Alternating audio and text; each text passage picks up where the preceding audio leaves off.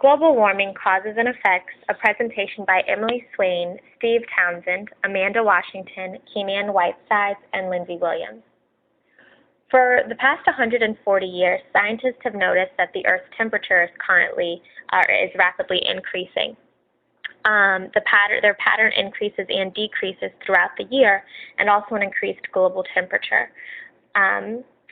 Studying the Earth's core samples, we realized that the temperature is increasing at a rapid rate, and also that it's cooling and it's heating up in a cycle, and that humans are altering and accelerating this cycle, but there are things that we can do to help the Earth's temperature not increase at such a rapid rate. So studies of global warming show that the Earth's temperature has increased at a rapid rate. For example, from 1860 to 2000, it's increased from 13.5 degrees Celsius to about 14.4 degrees Celsius. And as we can see in the year versus average global temperature chart, from 1860 to 1880, there was a 13.5 degrees Celsius to 13.7 degrees Celsius increase, and then every about 20 years thereafter, from 1880 to 1900, again from 13.7 degrees Celsius to about 13.85 degrees Celsius. So every year thereafter, the global temperature has increased all the way until about 2000. We see that it's about 14.4 degrees Celsius. Humans are also accelerating the trend of global warming. It's caused by the inability of the sun's heat to escape the atmosphere, and that inability is caused by the thickening of the ozone layer in our atmosphere, which is something that humans are contributing a great deal to.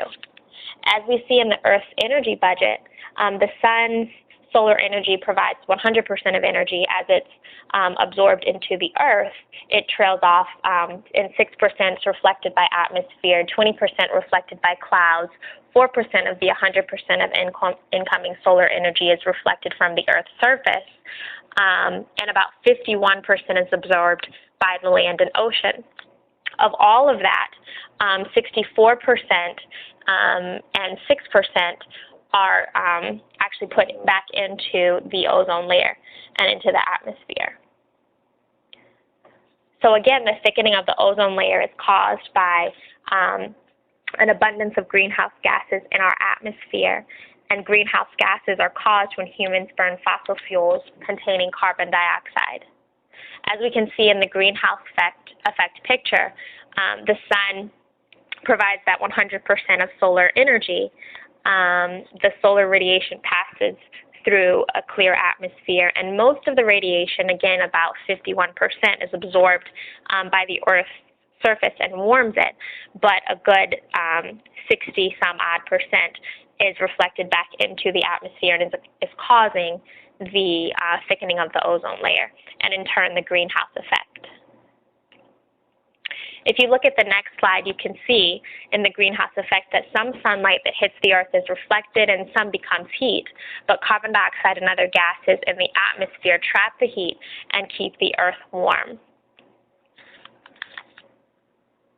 Humans are also accelerating the trend by things like production of farm animals. The waste from farm animals like cows releases large amounts of the chemical methane into the atmosphere, which contributes to the greenhouse effect. And also, when trees are cut down, they release carbon dioxide into the atmosphere, and they no longer absorb carbon dioxide for photosynthesis. So these are two major ways that humans are accelerating the trend of global warming in their daily lives.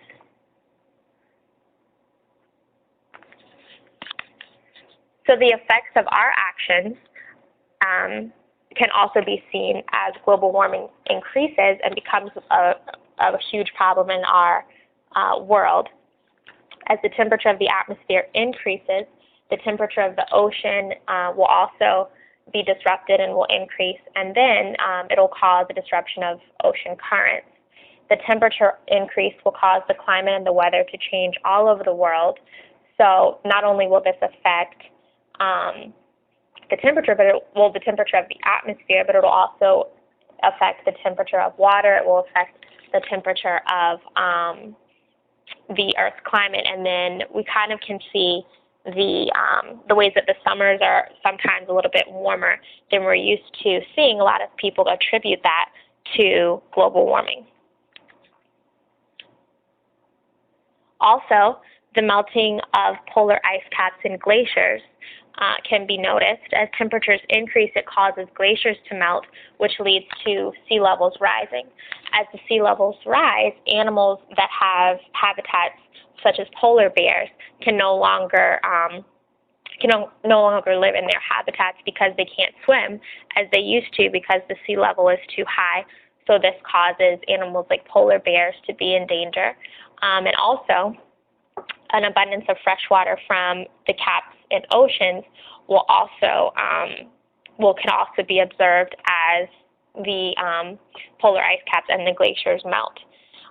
It could also lead to a loss of habitats, like I said, from polar bears, and also it can lead to the submersion of many cities with water around the world. As temperatures increase, disease-causing bacteria, viruses, and organisms will also spread to new places. Because global warming is such a concern to many people, we've often been asking, what can we do to stop global warming? Unfortunately, the damage has already been done. There's really nothing that we can do to stop what's been started, but we can take the following steps to ensure minimal disruption. One of those is investing in clean energy. So no more use of fossil fuels. Fossil fuels include coal, oil, and natural gas. Some alternatives to this are solar power, wind power, geothermal power, hydroelectric power, and biomass power. Each of these alternative power sources are very expensive and not very efficient, but they are alternatives to using fossil fuels. So just a brief overview of each of the alternative forms of power. Solar power uses the power of the sun to create energy. So we see that the sun is reflected into solar panels, which is used, which goes through electric current, and then it goes through a battery system, and that's how the power is gotten from solar source. Wind power also uses the power of the wind to create energy, which again is effective, but it's very expensive. Geothermal power uses the power of the Earth's core to create energy. So we see that with geothermal power, in the core, the Earth's magma is used to create that energy, but it's effective, but it's very expensive to set up and to use efficiently as well. Hydropower uses the power of water to create energy. This is very disruptive to water ecosystems, so that's not necessarily the best route to go. And as well, it's effective, but it's very expensive.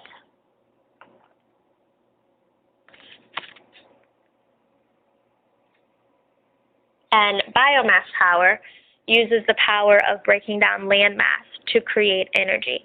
So we see in the diagram that, for example, like fiber or crop animals are broken down to create electricity through multiple processes, process residues, and decomposition and combustion. But again, this is not very effective, and it's also very dangerous because it disrupts natural habitats. In closing, there's an increased global temperature, and it's having a negative effect on our environment. Because of our actions, the average global temperature has increased, and the only way to stop the increase is to change some of our daily activities. So the use of clean energy, and also to cease the burning of fossil fuels.